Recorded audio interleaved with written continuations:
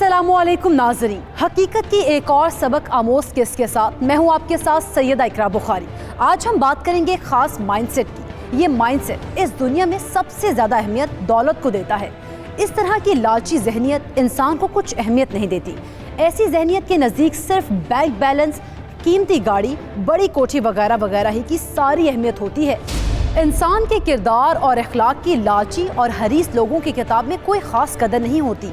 ऐसे लोग सोने जैसे दिल को तो अपनी ठोकर पे रखते हैं और उसके पाँव चूमते फिरते हैं कि जिसकी उंगलियों में हीरे की अंगूठियां हों, खा वो हीरे दूसरे लोगों का खून चूस चूस कर जमा किए गए हों।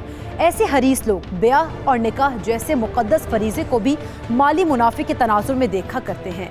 ऐसे लोग अपनी औलाद के लिए अमीर तरीन ससुराल ढूंढते फिरते हैं। सफिया भी इसी चक्कर में हलकान हो रही थी। उसके 2 बेटे थे और 1 बेटी थी। वो अपने हर बेटे के लिए ऐसी लड़की चाहती थी जिसका बाप बड़ा रईस हो, और सफिया अपनी इकलौती बेटी के लिए भी अरबपति ससुराल चाहती थी। इस मकसद के हुसूल की खातिर वो दिन रात दुआएं और अपनी तमाम तरसी कोशिशें करती थी।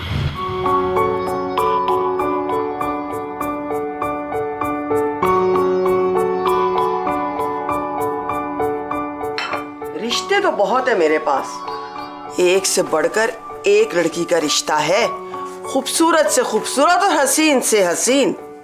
हुस्न का हमने अचार डालना है क्या? तो पढ़ी लिखी लड़कियों के रिश्ते भी हैं मेरे पास, माशाल्लाह डिग्रियों वाली हैं। लो, डिग्री को हमने चाटना है। तो फिर आप ही बता दें आपको किस तरह का रिश्ता चाहिए। अमीर, बहुत अमीर। ऐसे रिश्ते भी हैं मेरे पास। मेरे 2 बेटे हैं, दोनों बेटों के लिए अरबपति ससुराली ढूंढो। अरबपति? यही कोई 10-20 करोड़ के मालिक तो होना मेरे बेटे के ससुराली। ऐसे रिश्ते भी मौजूद हैं। तो फिर देर किस बात की है? मेरे बेटे सलमान की बात चलाओ ना। अच्छा, तो जहेज कितना हो, कम से कम कितना? ज्यादा से ज्यादा लड़की अपने बाप की सारी जायदाद लेके आए। मुझे कोई एतराज नहीं है। हाँ बाजी, आपको क्यों एतराज होगा? वैसे ऐसा होता नहीं है। हाय हाय, मजाक कर रही हूँ। लेकिन फर्नीचर, जेवर, गाड़ी, मकान अमीर बाप अपनी लड़की को तो देता है ना। हाँ, इतना तो देने वाले बहुत हैं। अच्छा सुनो, अपनी आबरू के लिए ना कोई अच्छा सा रिश्ता ढूंढो। हाँ, अच्छा सा, अमीर सा। हाँ, अच्छा सा मतलब ज्यादा अमीर। कितना अमीर? इतना अमीर घर कि उन लोगों को हमसे जहेज लेने की जरूरत ना पड़े। 2 बेटों की माँ होने के नाते सफिया शहर के हर उस घर में अपना हक समझती थी जहाँ कोई जवान और कवारी लड़की मौजूद हो। सफिया को जब अपनी खिदमत करवाने का शौक सताता, वो सज सवर कर किसी खुशहाल घर में रिश्ता देखने पहुँच जाती। अक्सर औकात उसकी इकलौती बेटी भी उसके हमरा होती। दोनों जहाँ भी जाती उनके खूब आवभगत होती। क्यों ना होती, आखिर वो लड़के की माँ और बहन थी। लड़कियों वाले मजबूर होते हैं। अच्छे रिश्ते की झलक पाते ही उनके जज्बात छलक उठते हैं, और लोगों के जज्बात से खेलना तो सफिया का जैसे मशगला बन चुका था। आबरू, तुम अभी तक तैयार नहीं हुई? बस सोने लगी हूँ। खाने का टाइम हो रहा है, क्या पता वो लोग डिनर करने के जल्दी आदी हो। फिक्र ना करें अम्मी, हमारे लिए वो फिर कुछ बना लेंगे या बाजार से कुछ मंगवा लेंगे। आखिर हम लड़के वाले हैं, हमें भूखा तो नहीं बिठा सकते ना। अच्छा बस जल्दी करो। आप 10 मिनट तक बैठे टीवी देखें, मैं गई और आई।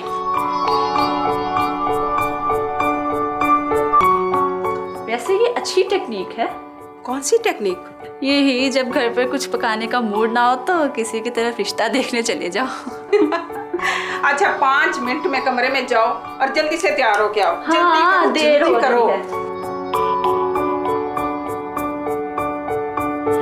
इस वक्त हमारे माशरे में एक बहुत बड़ा डिफरेंस है। कोई बहुत अमीर है तो बहुत ज़्यादा अमीर है, और कोई बहुत गरीब है तो बहुत नीचे जाकर है। जब हम अपने आप को हर किसी से कंपेयर करते हैं, हर लिहाज से हम स्टेटस कॉन्शियस हो जाते हैं, या हम हर चीज़ लोगों की देख कर के मेरे पास ये क्यों नहीं है, जेलसी का शिकार होते हैं, तो उस वक्त मुझे ऐसा लगता है कि हम साइकोलॉजिकली इतने डिच हो चुके होते हैं कि जब हम अपने बच्चों की शादियां करते हैं तो वहाँ से फिर हम अपनी एक्सपेक्टेशन लगानी शुरू कर देते हैं। जो कुछ हमारे पास नहीं है वो सारा कुछ हमारी बहू लेकर आ जाए और फिर कंटिन्यू वो रखे, मतलब उसके फादर की साइड से ये चीज़ें। आप देखें कि आजकल हमारे मुआशरे में बहुत मीडियोकर फैमिली का लड़का भी होगा तो उनका पूरा फोकस होगा लड़की बड़े घर आने की है। हमारे यहाँ 80% शादियाँ अरेंज होती हैं। आमतौर पर लड़के वाले ही लड़की देखने उसके घर जाते हैं। लड़के वालों की गैर मामूली खातिर तवाज़ु की जाती है। लड़की भी ख़ास तौर पर तैयार होकर सामने आती है। ड्राइंग रूम में बड़ी मसनूई फ़ज़ा कायम हो जाती है। सभी खामखा हंसते मुस्कुराते जाते हैं। खाने पीने का दौर भी चलता है और बातचीत भी होती है। बिलाखिर लड़के वाले इजाज़त लेकर रुखसत हो जाते हैं। उन्हें रिश्ता पसंद ना हो तो फिर लड़की के घर से निकलते ही उस बेचारी लड़की के और इसके घर वालों के नकाइस खोल खोल कर एक दूसरे पर जाहिर किए जाते हैं। कहकहे लगाए जाते हैं, ठट्ठा मजाक किया जाता है। ये भला कोई तरीका है? मगर अफसोस हमारे यहाँ यही तरीका है जो बड़ा ही आम है। अच्छी लड़कियां तो पता नहीं कहाँ जा छुपी हैं। और नहीं तो क्या। बात क्या है? आहा, मेरा भाई तो बहुत भोला बन रहा है। आज 3 घर में तुम्हारा रिश्ता देखने गए पर एक से एक नकम्मी लड़की थी। और नखरे अलग। वो क्या कह रही थी लड़की? आंटी, मैं स्टडी में इतना बिजी थी कि मुझे कुकिंग सीखने का टाइम ही नहीं मिला। अम्मी, आप तो आखिरी घर की बात कर रही है ना, जिस घर में हम सबसे पहले गए। उस लड़की की तो बातें सुन के मैं परेशान हो गई। दीदी वो तो समझ रही थी जैसे दुनिया की खूबसूरत तरीन लड़की वो है, और उसके सामने मैंने अपने कह के बड़ी मुश्किल से कंट्रोल किया। दिखने में थी कैसी? जस्ट लो एवरेज। 7 फलों के गाँव वाले को अच्छे कपड़े पहनाए जाए और अच्छा मेकअप किया जाए ना तो उस कपोड़ी से ज्यादा अट्रैक्टिव लगे। इस पर इतना घमंड? अम्मी, आज का तो दिन ही बुरा था। वैसे हम खाना ही तो खाने गए थे। और क्या करने गए थे? कोई बात नहीं भाई, हमारे अच्छे दिन भी आएंगे इंशाअल्लाह। बहुत ही घटिया हरकत है ये कि लड़के वाले किसी लड़की वाले के घर जाकर वहाँ पर लड़कियों को देखने में, उनके घर की चीज़ों को खाने पीने में, उनके घर के इस्तेमाल की अशिया को देख के उसमें से कीड़े निकालना, उसको बुरा भला कहना, ये इस्लाम तो बहुत ऊंची बात है, इंसानियत के दर्जे से भी गिरी हुई बात है ये इंतहाई।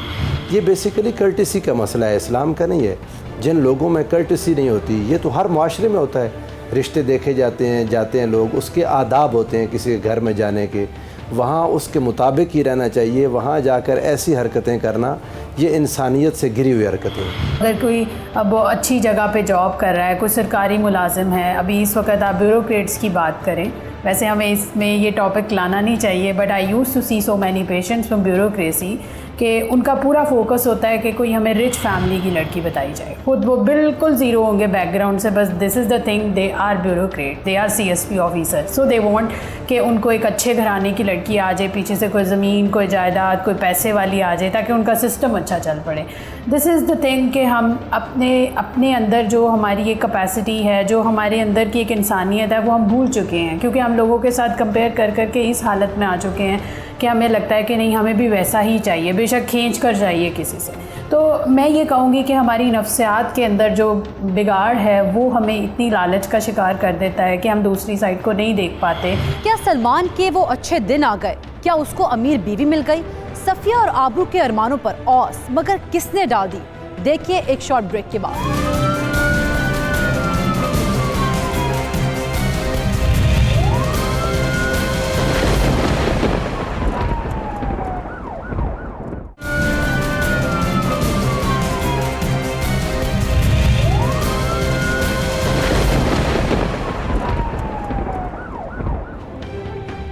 Welcome back. नाज़रीन, जो सफिया ख्वाबों में भी सोने चांदी के महलात देखा करती थी, उसकी हकीकी ज़िंदगी में उसके छोटे बेटे इरफान ने तलखी घोल दी। इरफान ने अपनी मर्जी की शादी कर ली। उसकी बीवी का नाम अनाबिया था। अनाबिया एक मिसाली बहू थी, मगर सफिया एक रवायती सास ही साबित हुई। बहू बहुत अच्छी थी, ताबेदार थी, मगर वो गरीब घर से थी और उसके माँ बाप की गुर्बत सफिया की निगाहों में नाकाबिले माफ़ी कोताही थी। सफिया अपनी बहू अनाबिया को बिल्कुल पसंद नहीं करती थी। वो उसके हर काम में कीड़े निकालती थी। अनाबिया जिस कदर अपनी सास से करीब आने की कोशिश करती, सफिया उस कदर अनाबिया को धुतकार देती थी। सफिया घर के सारे काम अनाबिया से करवाती, मगर अपनी बेटी को किसी काम को हाथ तक न लगाने देती। दरअसल सफिया दोहरे मयार वाली जहनियत की स्याह मिसाल थी।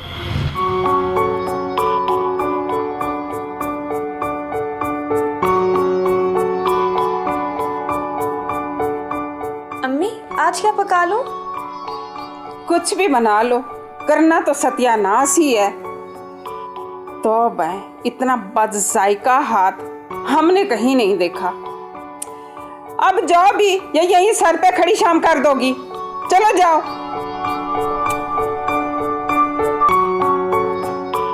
अब ऐसे क्या होगा? जो होना था वो तो हो गया। अब क्या करूं? इस डाइन की तारीफें करूं जिसने मेरा बेटा छीन लिया मुझसे? आपका बेटा ही नहीं छीना, बल्कि मेरा भाई भी खो गया है। जब से ये आई है, भाई को इसके सिवा कुछ नजर ही नहीं आता। पता नहीं कब और कैसे इस लड़की ने मेरे बेटे को फंसा लिया। अगर मुझे पता होता कि इरफान ने ऐसे करना तो मैं कभी भी यूनिवर्सिटी इसको ना भेजती। हाय, पता नहीं अब क्या होगा। सब्र करें और अक्लमंदी से काम लें, शायद कोई बात बन जाए। कैसी अक्लमंदी? इरफान के सामने इसके साथ प्यार से पेश आया करें। जब वो घर में ना हो फिर इस पर अपनी भड़ास निकाला करें, वरना ये लड़की इसकी नज़रों में मजलूम बन जाएगी और वो इसका मुहाफिज बन के हमारे सामने खड़ा हो जाएगा। मैं कभी सोच भी नहीं सकती थी कि मेरा इरफान इतना पराया हो जाएगा। आबरू, आकर आटा गूंद दो। खबरदार, जब मेरी बेटी से कोई काम करवाया तो अब इसको इस घर का मेहमान ही समझो। तुम्हारे क्या हाथ टूट गए जो तुम जरा सा आटा ही नहीं गूंद सकती? अम्मी, मैं सालन बना रही हूँ। मैं कह रही हूँ कि आबरू सिर्फ आटा गूंदे, रोटियां मैं खुद बना लूंगी। आगे से जबान चलाती हो।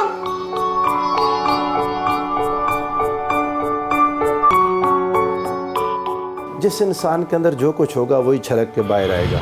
अब एक इंसान है जिसकी मटीरियलिस्टिक अप्रोच है, जिसने पैसे को अपना खुदा बना लिया, जिसने माल और दौलत को अपना इलाह और अपना माबूद बना लिया, जिस इंसान के सामने इस दुनिया की चंद रोज़ा ज़िंदगी की चकाचौंध है। अल्लाह ने फरमाया, वमल हयात दुनिया इल्ला लहवुम व लइब व इन्न दारल आखिरत लहियल हयवान लौ कानू यालमून। ये दुनिया तो चंद रोज़ की रिहाइश है, चंद रोज़ का खेल तमाशा है। हमेशा रहने वाली ज़िंदगी तो आखिरत की है। फिर इंसान का ये बदन इंसान की हकीकत तो नहीं है। इंसान की हकीकत तो उसका किरदार है जिसने ज़िंदा रहना है। इंसान की हकीकत उसकी रूह है। इंसान की हकीकत उसका अमल है जो बाकी रहेगा। ये बदन, इसके ऊपर लगी हुई चीज़ें, इसकी दौलत, इसका पैसा, जिसके नज़दीक ये अहमियत इख्तियार कर गया, फिर वो किसी को इज़्ज़त देगा तो उसके पैसे की वजह से देगा। अगर किसी को बड़ा जानेगा तो उसकी कार, दौलत, बैंक बैलेंस देखकर। ऐसे लोग हमेशा खसारे में रहते हैं। सफिया अब सलमान की शादी के हवाले से और भी बेचैन थी। गरीब अनाबिया को लाकर इरफान ने जो कांटा सफिया के दिल में चबो दिया था, उस रिश्ते जख्म पर मरहम वो सलमान के ससुराल की दौलत से रखना चाहती थी। अब खाला मुमताज़ हर दूसरे दिन सफिया के पास आती, मगर नकचिड़ी और लालची सफिया को मुमताज़ खाला का लाया हुआ कोई रिश्ता पसंद न आता। वो मुमताज़ से और ज़्यादा अमीर घर का रिश्ता लाने की डिमांड करती। दौलत की इतनी चाह देखकर एक बार मुमताज़ ने सफिया से पूछ ही लिया कि वो मालो दौलत को इतनी अहमियत क्यों देती है। सफिया ने बर्जिस्ता जवाब दिया कि इस दुनिया में अहमियत के लायक और है ही क्या। मुश्किल वक्त में रुपए पैसे के सिवा बंदे के काम आता ही कौन है। सफिया ने बड़ी मतानत से ये भी कहा, मुमताज़, तुमने सुना नहीं कि दौलत में बड़ी ताकत है। जिसके पास पैसा नहीं होता उसके अपने भी उसके पास नहीं रह सकते, और जिसके पास पैसा होता है उसके तो पराए भी अपने हो जाते हैं। ये सोच सिर्फ सफिया की ही नहीं, हमारे यहाँ अनगिनत लोग यही राय रखते हैं। मुमताज, इरफान भी सलमान की तरह मेरे हाथों से निकल जाएगा, फिर तू रिश्ता लाएगी? अरे रिश्ता तो मैं लेकर आई हूँ, और ऐसा रिश्ता लेकर आई हूँ कि तुम खुश हो जाओगी। क्या वो अमीर लोग हैं? हाँ, बहुत बहुत अमीर घर है। अच्छा। वैसे बाजी एक बात पूछूं आपसे? हाँ। आप वैसे दौलत को इतनी अहमियत क्यों देती हैं? अरे अहमियत इस दुनिया में है किस चीज़ की? मुश्किल वक्त में ये रुपया पैसा ही बंदे के काम आता है, और कौन? तुमने सुना नहीं? दौलत में बड़ी ताकत है। हाँ बाजी, ये बात तो है, लेकिन एक बात जरूर है। अच्छा छोड़ो, ये बताओ कितने अमीर लोग हैं वो? अरे ऐसी लड़की का रिश्ता लेकर आई हूँ कि तुम्हारा घर जहेज से भर जाएगा। है सच्ची? ये देखो।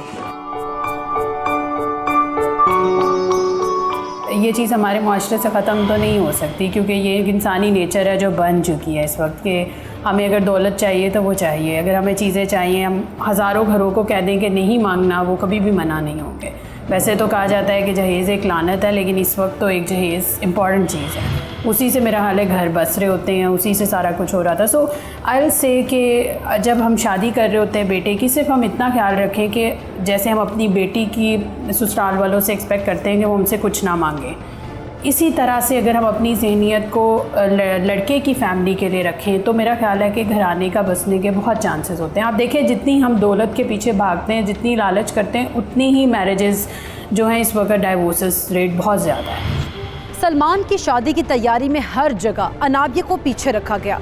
वो फिर भी खुशी से सब काम करती चली गई। धूमधाम से शादी हो गई। सफिया अपनी नई बहू के आगे पीछे फिरती नजर आती। वो हर किसी से नई बहू की तारीफें करती और अनाबिया का कहीं जिक्र होता तो मुंह बनाकर उस बेचारी के वो नकाइस बयान कर छोड़ती जो कि उसमें थे भी नहीं। आबरू भी अपनी अमीर भाभी की तारीफ में जमीन आसमान के कलाबे मिलाती रहती। फिर मगर एक शाम वो तो जैसे आसमान से जमीन पर आ गिरी। अरे सारा, अनाबिया अगर डांट का टुकड़ा है ना, तो हमारी शीजा मखमल का थान है, बल्कि पूरी दुकान है। अरे यूं समझो कि सोने की कान है। पूरे 100 तोला सोना लाई है और साथ गाड़ी भी लाई है। हाँ, शीजा का बाप इसके नाम एक कोठी भी लगवा रहा है। हाँ, अनाबिया क्या लाई है? अरे वो खाक लाई है, उसने तो पूरे मोहल्ले में हमारी नाक कटवा दी। छोड़ो, ये तो हमारी शहजादी है, ये हमारी तो किस्मत ही बदल गई है। हाँ कसम से। अच्छा सुन, मैं ना तुम्हें बाद में बात करती हूँ, ठीक है? भाभी, आज मेरी दोस्त की शादी है, क्या आप अपनी ज्वेलरी मुझे देंगी? सॉरी, मैं अपनी चीजें किसी के साथ शेयर नहीं करती।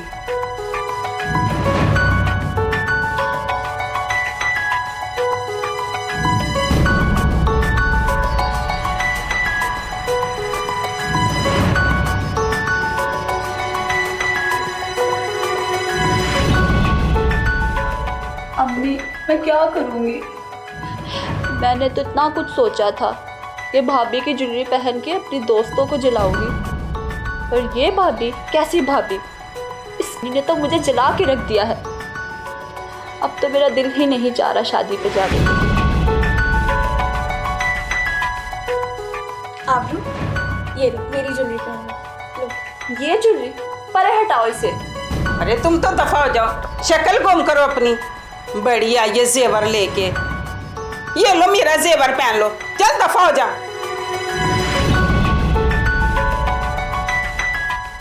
उसने नहीं देखा कि उसका अखलाक क्या है, उसका किरदार क्या है, उसका तर्ज अमल क्या है। वो उसको महज इस वजह से जलील कर रही है कि उसके पास पैसा दौलत या पीछे एक बड़ा ख़ानदान नहीं है।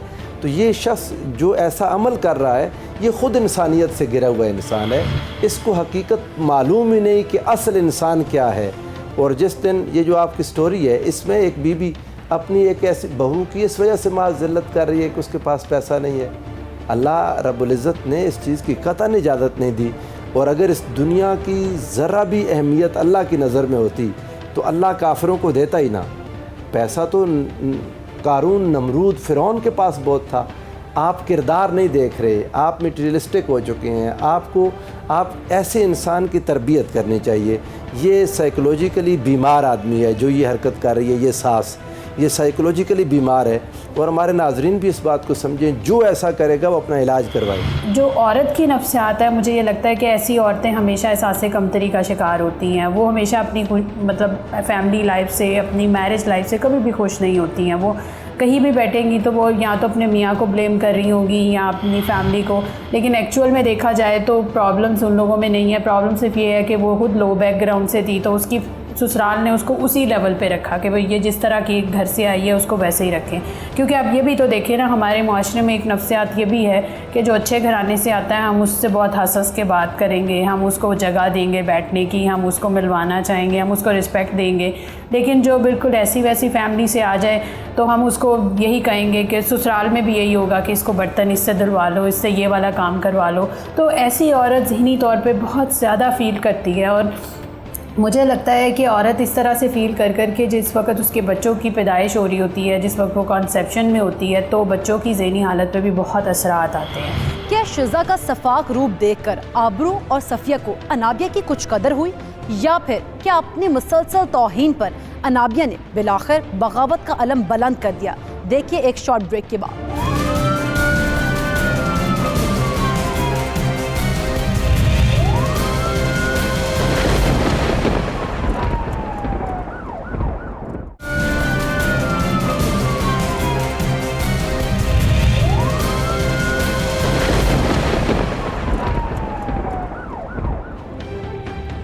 Welcome back. खाला मुमताज़ की वसातत से आबरू का रिश्ता भी तय पा गया। सफिया हवाओं में उड़ रही थी कि बेटी बहुत बड़े घर में ब्याही जा रही थी। शादी की तैयारियां जोरों शोर से जारी थी। इस दौरान अनाबिया ने सारे घर को संभाल रखा था। सफिया और आबरू का रवैया अनाबिया के साथ बुरा था। मम्मी को अभी भी अकल नहीं आई। इस तरह नहीं कहते। तुम किस मिट्टी की बनी हो नाबिया? बहुत ही आम सी मिट्टी से। क्यों? अम्मी और आबरू हमेशा तुम्हें इग्नोर करती आई हैं। उन्होंने हमेशा तुम्हारी इंसल्ट की है। उनकी देखा देखी में शीजा भी अब वही करती है। आपसे किसने कहा? शीजा से जबरदस्त ठोकर खाने के बाद भी अम्मी को पता नहीं चला कि पैसा ही इम्पोर्टेंट नहीं होता। अगर बंदा ही सही ना हो तो चाहे वो सोना चांदी का लिबास क्यों ना पहनकर मिलता रहे, कोई फायदा नहीं। अम्मी ने इस दफा अच्छा फैसला नहीं किया। आबरू के लिए अच्छा घराना देखने की बजाय उन्होंने दौलत को देखकर हाँ कर दी। अगर आबरू का ससुराल भी शीजा जैसा निकला तो फिर? अच्छा ना, अब अच्छे बच्चों की तरह सो जाएं और मुझे भी सोने दें। सुबह बहुत काम है। सुबह क्या काम है? जनाब, शादी सर पर है और वो भी लड़की की। हजारों काम होते हैं। सभी काम तुम्हें ही क्यों करने हैं? अम्मी और आबरू ने तुम्हें कभी भी इस बात का क्रेडिट नहीं देना है। अपने घर के काम क्रेडिट के लिए नहीं किए जाते। अपने घर के काम तो करने ही होते हैं। आखिर परिंदे भी अपने घोंसले का ख्याल रखते हैं। आप बता ही दो नाबिया कि तुम किस मिट्टी की बनी हो? ख्वाबों की मिट्टी की। इसलिए अब मैं सो जाऊंगी। सोऊंगी नहीं तो ख्वाब कैसे आएंगे? और आप भी सो जाएं। हमारी लालच कभी भी ख़त्म नहीं होगी। अगर हम एक चीज़ की करेंगे उसके बाद डिज़ायर ऊपर होगी और ऊपर होगी, तो अगला बंदा कितना पूरा करेगा। तो हमें फोकस ये करना चाहिए कि जो हमारे पास है हम उस पर शुक्रगुजार हो, और अगर कोई ले आता है तो वेरी गुड, अगर नहीं तो प्लीज़ मांगे मत। क्योंकि मुझे लगता है जो मांगने वाला है ना, उसकी इज़्ज़त ज़्यादा ख़राब हो रही होती है, जबकि उसे समझ नहीं आ रही होती। उसे लगता है कि मैं बहुत बड़ा काम कर रहा हूँ, सब कुछ तो मिल जाएगा। ऐसे लिया हुआ किसी काम का नहीं है। क्योंकि मैंने ये देखा है जो इस तरह ले भी लेते हैं वो यूज़ नहीं कर पाते, वो किसी ना किसी और चीज़ का शिकार होकर उससे बहुत दूर चले जाते हैं। सियाने कहते हैं ना कि अब पछताए क्या हो जब चिड़ियाँ चुग गई खेत। आखिर इंसान को क्या हो जाता है कि वो साफ दिखाई देने वाली खाई को भी नहीं देख पाता और बेधड़क उसमें कूद जाता है। सलमान के ब्याह का नतीजा देखने के बावजूद सफिया ने कुछ सबक ना सीखा। उसने फिर वही गलती की और सिर्फ दौलत की लालच में आबरू की शादी भी खुद से कहीं अमीर घर में कर दी। इरफान के दिल में अनाबिया की इज्जत बढ़ती जा रही थी, जो कि बहुत साबिर और शाकिर थी। दूसरी तरफ घमंडी शिज़ा अपने शौहर समेत सबको अपनी जूती की नोक पे रखती थी। Salman, please for God sake तुम अपनी माँ और बहन को संभालो। अब क्या हो गया? तो मुझे ये बताओ कि मैं तुम्हें किसी भी एंगल से ड्राइवर लगती हूँ? No, not at all. पर मुझे कुछ समझ नहीं आई तुम्हारी बात की। तुम अपनी माँ और बहन को समझा दो कि आइंदा अगर उन्होंने मुझे कहा कि मैं अपनी गाड़ी पर उनको शॉपिंग के लिए लेके जाऊं, तो याद रखना कि मैं उनको उनकी औकात याद दिला दूंगी। प्लीज प्लीज, तुम उनसे कुछ नहीं कहोगी, बल्कि मैं खुद आबरू और अम्मी को समझाऊंगा। यही बेहतर होगा।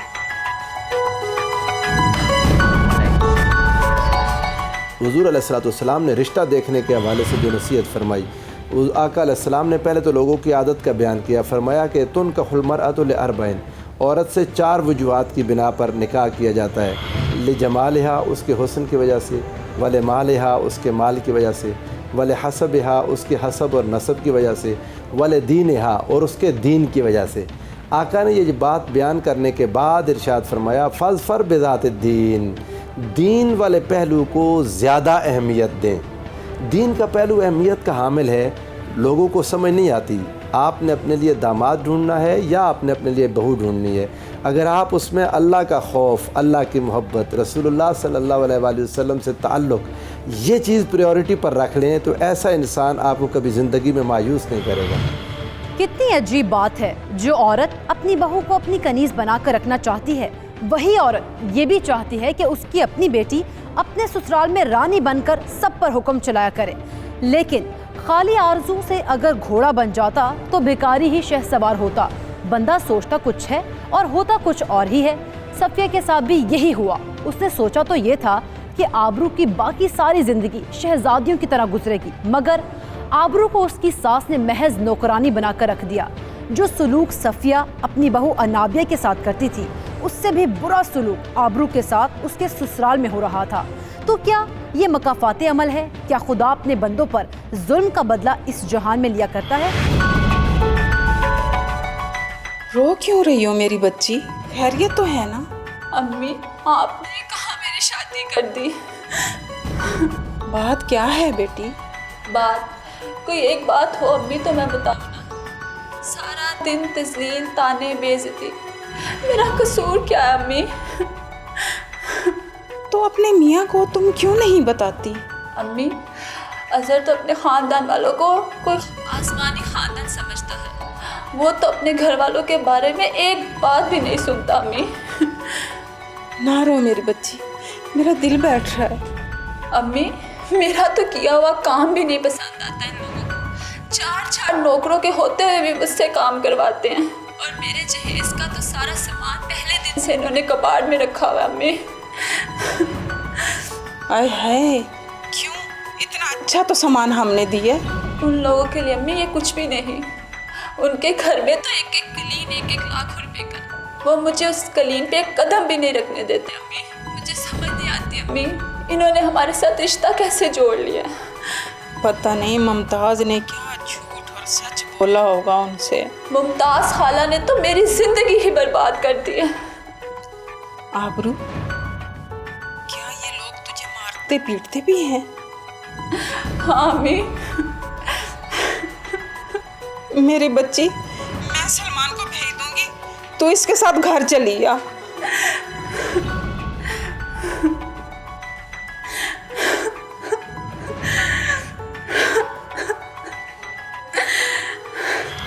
क्या आबरू आसानी से अपने मेके पहुंच गई?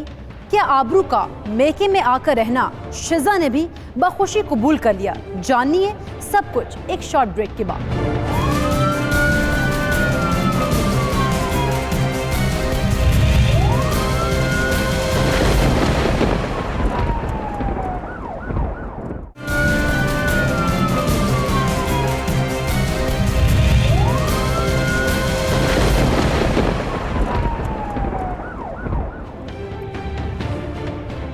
Welcome back. नाज़रीन, सफिया का दिल पहले ही अपनी बेटी के दुखों से सुलग रहा था। ऊपर से शिजा ने अपनी जहरीली बातों से सफिया का सारा वजूद तड़पा के रख दिया।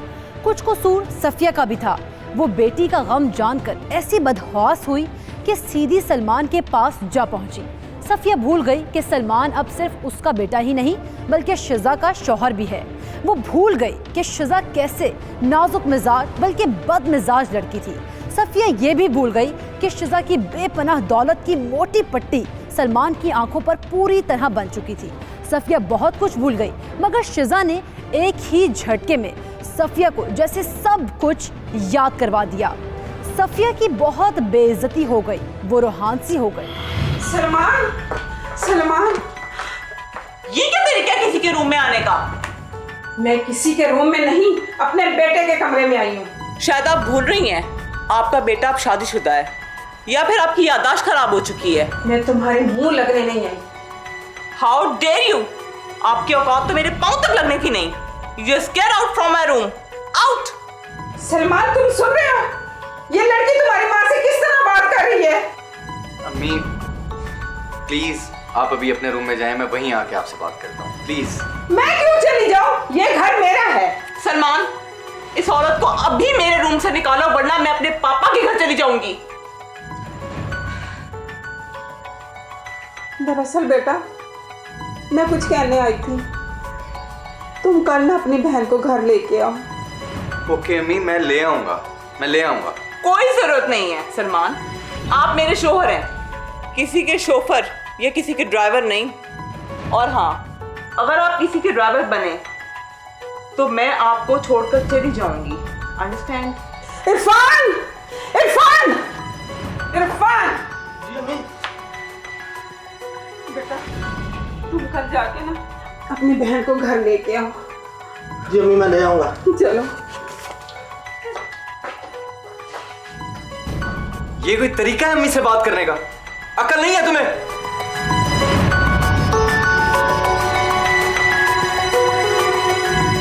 असल में तो यहाँ हुआ टेट फॉर टैट। जो इस बीबी ने अपनी पहली बहू के साथ किया, अब दूसरी ने इसको इसका असल मकाम दिखा दिया कि तुम हो किस मकाम की। जाहिर है अगर आप इस दुनिया की दौड़ में लग जाएंगे तो एक है, फिर उससे ऊपर एक है, फिर उससे ऊपर एक है, फिर उससे ऊपर एक है। आप अपने से नीचे वालों की इज़्ज़त करें ताकि आपसे ऊपर वाला कोई आपकी इज़्ज़त करे। लेकिन इस जो बहू है, बड़ी जो दूसरी बहू है पैसे वाली, इसको भी नसीहतन कहूँगा, कल को इसको भी किसी से पाला पड़ेगा। इसको भी नहीं चाहिए ये, बेशक इसकी सास को बदला मिल रहा है, यहाँ पर ये बात जस्टिफाइड है, लेकिन इसको नहीं चाहिए ताकि आइंदा ज़िंदगी में इसके साथ ऐसा कोई मरला पेश ना आए। एक तो आबरू का गम, ऊपर से शिजा के हाथों सख्त बेइज्जती का सदमा। सफिया बीमार पड़ गई, शिजा को परवाह तक नहीं थी, वो घर छोड़कर जा चुकी थी। शिजा जाते हुए सलमान को भी अपने साथ ले गई। तो सफिया के मुश्किल वक्त में फिर अनाबिया थी जो दिन रात अपनी सास की तीमारदारी कर रही थी। आबरू भी अनाबिया का हाथ हर मुमकिन बटा रही थी। ससुराल की सख्तियों ने आबरू के दिल को नरम कर दिया था। सफिया भी बहुत पछता रही थी। वो ऊंची ऊंची कह रही थी, ना मैं बड़े घरों की चाह करती, ना मेरी औलाद यूं खवार होती।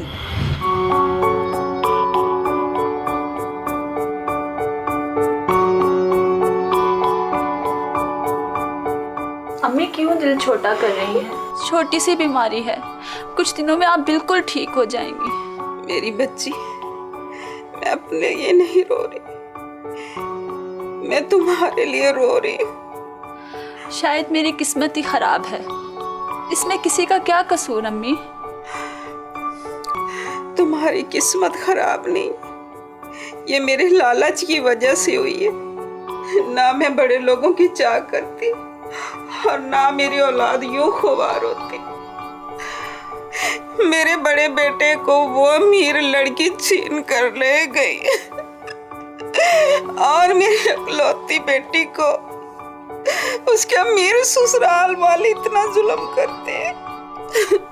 मैं क्या करूं, मैं क्या करूं, क्या करूं?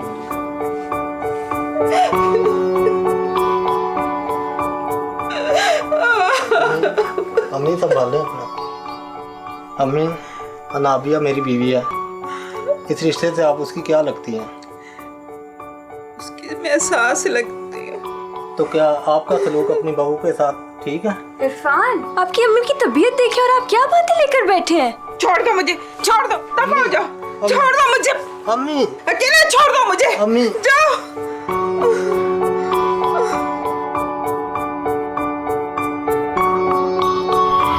मेरे बड़े बेटे को वो अमीर लड़की छीन कर ले गई और मेरी इकलौती बेटी पर उसके अमीर ससुराल वालों ने जुल्म के पहाड़ तोड़े। मैंने अमीरों से रिश्ता जोड़कर क्या पा लिया? हाँ, मेरे फैसलों ने मेरे बच्चों की जिंदगी खराब कर दी। अरे माशाल्लाह, आज तो दोनों बहुत खुश नजर आ रहे हो। बस अम्मी, बात ही ऐसी है। अरे अल्लाह का लाख लाख शुक्र है कि हमारी आप बड़े आबरू से अपने घर चली गई है। और मुझे यकीन नहीं हो रहा कि उसके ससुराल वाले घमंडी उसको कैसे लेके गए। बस अम्मी, अल्लाह पाक जब चाहे जिसे चाहे बदल दे। और पता नहीं उनके दिल कैसे मोम हो गए। और अम्मी, एक और अच्छी खबर है, बहुत अच्छी खबर है। अरे इससे ज्यादा अच्छी खबर क्या होगी? मेरा बेटा सलमान अपने घर वापस आ रहा है। सलमान भाई आ जाए।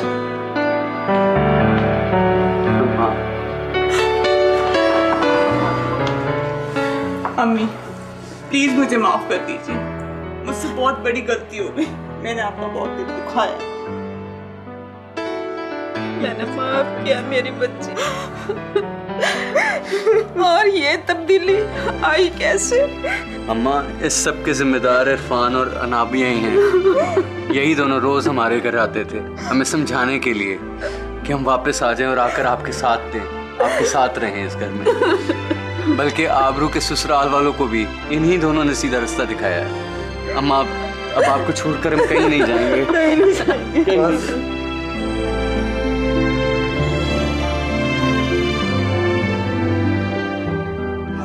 मेरा तो नाम ही है, मेरा तो इतना काम था कि मैं नाबिया को लेकर जाता रहा हूँ। बाकी तो किसी ने किया है।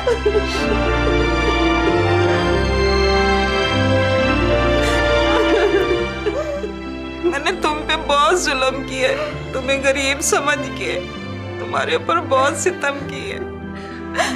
अम्मी क्या कह रही है? मैं सही कह रही हूँ, मुझे माफ कर दो दिल से। अम्मी आप मुझे शर्मसार ना करें।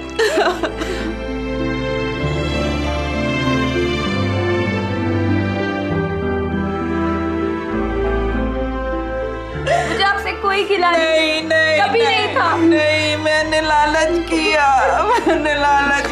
मैंने अपने बच्चे की जिंदगी बर्बाद कर दी। मेरे लालच ने मुझे मेरे बच्चे से दूर कर दिया। मेरे बच्चे, मुझे माफ कर दो। नहीं माफ। मुझे कभी छोड़ के ना जाना, मेरा कोई भी नहीं है तुम लोगों की ना। बाज़ औक़ात इंसान जिस चीज़ को अपने लिए बहुत अच्छा समझ रहा होता है वो हकीकतन उसके लिए अच्छी नहीं होती, और जिस चीज़ को अपने लिए बुरा समझ रहा होता है हकीकतन वो उसके लिए अच्छी होती है। इंसान को ये बात समझनी चाहिए। अल्लाह ताला ने कुरान मजीद में इरशाद फरमाया, असा अन तुहिब्बु शैअन व हुव शर्रुल लकुम व असा अन तकरहु शैअन व हुव खैरुल लकुम। हो सकता है तुम किसी चीज़ से मोहब्बत कर रहे हो और वो तुम्हारे लिए बुरी हो। जैसे इस आपकी स्टोरी में वो दौलतमंद बहू को अच्छा समझ रही है, लेकिन बाद में उसकी तरफ से उसको तकलीफ़ आई, और जिसको वो अच्छा नहीं समझ रही थी अल्लाह की तरफ से वो अच्छी रही, उसने घर को जोड़ा, उसने उस घर को कायम किया। सबसे पहले तो ससुराल वालों को ये मैसेज देना चाहिए कि देखिए बेटे तो आपके दोनों एक जैसे ही हैं ना, कमाना और वो बाकी बात की सारी चीज़ें हैं, तो उनकी साइड से अगर कंपैरिजन ना हो तो मेरा ख्याल है कि दोनों जो मीडियोकर और हाई क्लास की जो लड़कियां वो भी डिफरेंस नहीं करेंगी।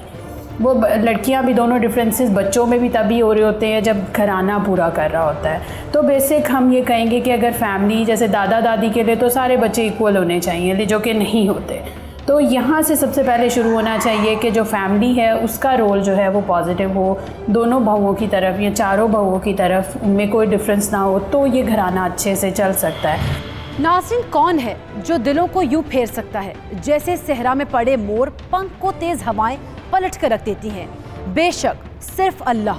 फिर अल्लाह सफिया पर मेहरबान हो गया, उसकी बेटी का घर दोबारा बस गया, उसका बड़ा बेटा भी वापस उसके पास आ गया, उसकी घमंडी बहू का दिल भी पिघल गया। और ये सब कुछ हुआ सिर्फ एक अनाबिया के गहरे अखलास और उसकी गैर मशरूत मोहब्बत के बायस। दोस्तों, ये गैर मशरूत मोहब्बत क्या होती है, इसमें इतनी तासीर भी क्यों होती है? दर हकीकत जो अपने खुदा पर कामिल यकीन रखता है, जो इंसानों से किसी सिला का तालिब होता ही नहीं है, उसकी इंसानों से मोहब्बत हर शर्त से पाक होती है। फिर ऐसी ही मोहब्बत की तासीर बेपनाह होती है। अनाबिया की अपने घर से गैर मशरूत मोहब्बत की तासीर भी बेपनाह थी, जिसने पूरे घर को बदल के रख दिया। मगर अनाबिया में ये ताकत आई कहाँ से? सिर्फ अपने अल्लाह पर यकीन से। अल्लाह तबारक व तआला हम सबको अपनी ज़ात पर यकीन कामिल की तौफीक दे, आमीन। नाज़रीन, अपना और अपने प्यारों का बहुत सा रखिए ख्याल। किसी भी जुल्म, ज़्यादती की जद में आने पर आप कर सकते हैं हमारे साथ राब्ता। और टीम हकीकत को अब इजाज़त दीजिए। अल्लाह हाफ़िज़।